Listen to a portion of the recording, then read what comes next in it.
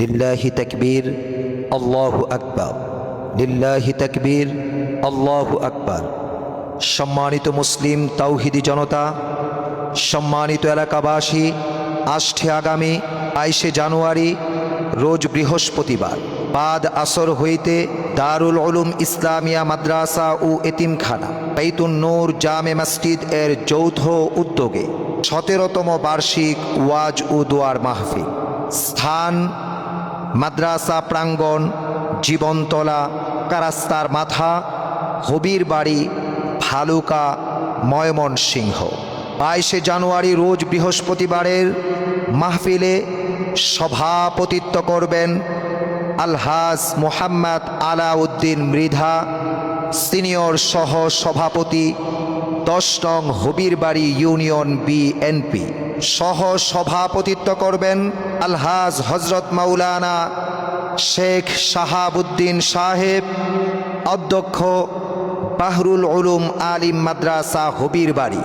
প্রধান অতিথি আলহাজ মোহাম্মদ জিয়াউর রহমান জিয়া, সাধারণ সম্পাদক 10 নং হবিরবাড়ি ইউনিয়ন যুবদল ও বিশিষ্ট দানবীর। প্রধান বক্তা হিসেবে ওয়াজ নসিহত পেশ করবেন বিশিষ্ট ইসলামী চিন্তাবিদ, সুমধুর কণ্ঠের অধিকারী, বাতিলের বিরুদ্ধে বলিষ্ঠ কণ্ঠস্বর, বাস্তববাদী, যুগোপযোগী বিষয়ভিত্তিক আলোচক হাফেজ মাওলানা মুফতি আব্দুল্লাহ আল মামুন নাটোরি হাফিজাহুল্লাহ।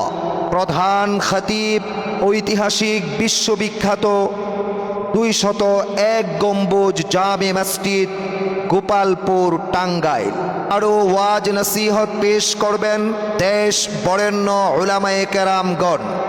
উদ্বোধক হিসেবে উপস্থিত থাকবেন জনাব মোহাম্মদ জুয়েল রানা, চেয়ারম্যান সমবায় সমিতি, ভালুকা, ময়মনসিংহ। বিশেষ অতিথি হিসেবে উপস্থিত থাকবেন এলাকার গণ্যমান্য ও রাজনৈতিক নেতৃবৃন্দ।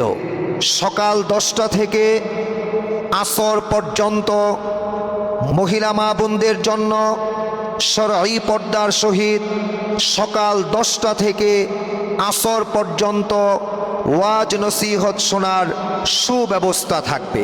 পহেলা রমজানুল মুবারক থেকে নুরানি নাজেরা হিফজুল কোরআন বিভাগে ভর্তি চলবে।